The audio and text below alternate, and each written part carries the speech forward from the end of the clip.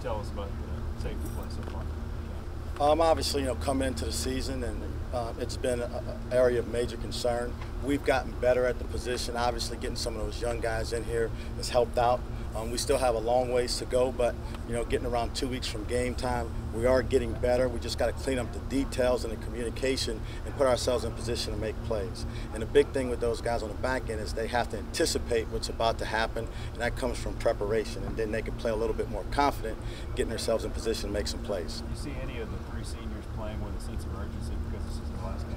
Well, I think all of the guys are playing with a little bit sense of urgency, especially with a new coach coming in, and then you have new recruits coming in. And I think I've been pretty open since I've been here that the best guys are going to play, and the new guys have gotten an opportunity, and the older guys have responded well. They're not just going to give up their spots, but at the end of the day, they're getting evaluated every day, and they're having good, healthy competition.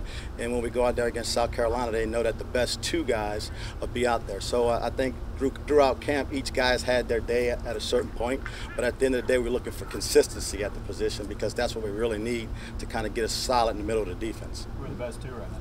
Hard to tell. It depends on what day it is, and that's what the guys have to understand. It's about being consistent, and what I tell them all the time is the guy who has like the stock market up and down is probably not going to play. I need to know a guy what he's going to do on each and every play, and that's the guy that we'll put out there.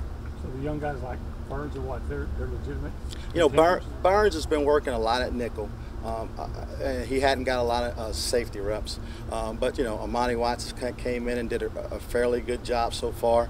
Donovan Wilson gives us some length and some range that we really need, and for a kid who had 13 interceptions as a senior, he's really shown some good ball skills. But again, now you're dealing with freshmen in this type of environment with the first game that always worries you, so you just got to keep bringing them along, and we'll see where they're at as we get to game week. What did you find that the single biggest thing you needed to work with the secondary when you arrived here? Attention to detail.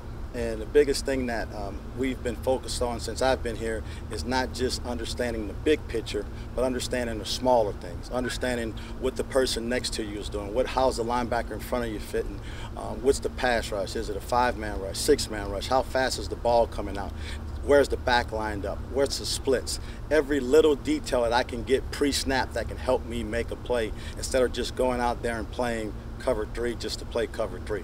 Why are we doing what we do, and why is it important for you to do your job? Can that attention to detail be something that helps cut down on the pass yards that this defense gave up?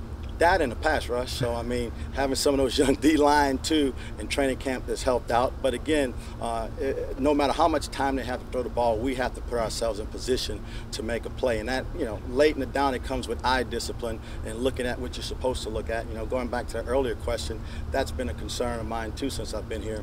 We just have a lot of guys who don't have a lot of eye control.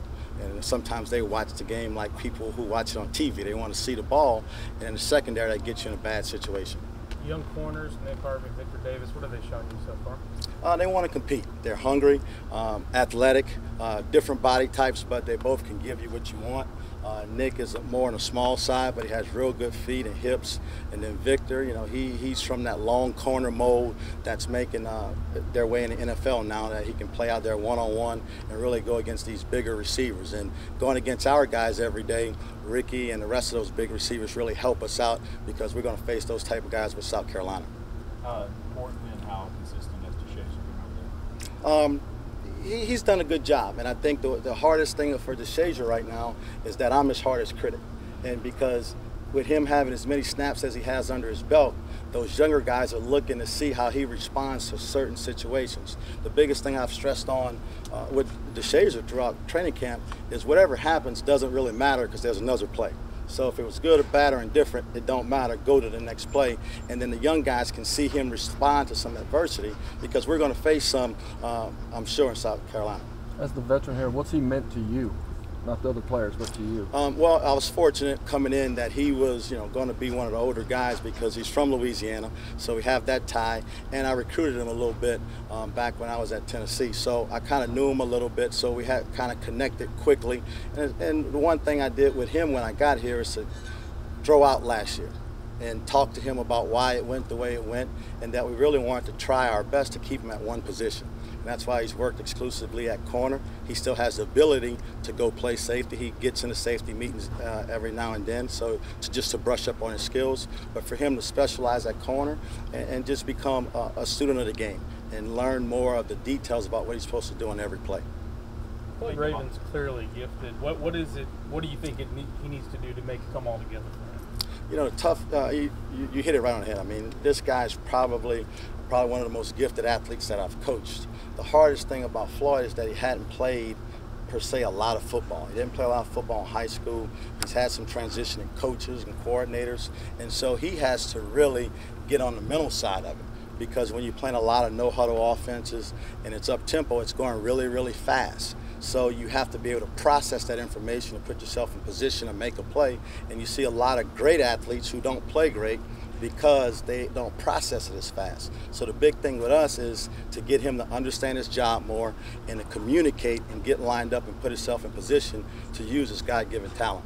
Was he able to make some progress in that area? He has, and the big thing for him is to watch the film, to go over it in his mind, to say it slow to himself, get lined up, and execute his job. And the big thing I want to do with Floyd throughout training camp is to eliminate the clutter within his mind, to focus just on doing his job and let the rest take care of itself. Now, you were an old Southland baseball guy, right? So just kind of more on a personal note, how did you get into the football coaching end of things? I get asked that question a lot. Yeah, I had a good baseball career, and I played for Coach Childress at Northwestern State.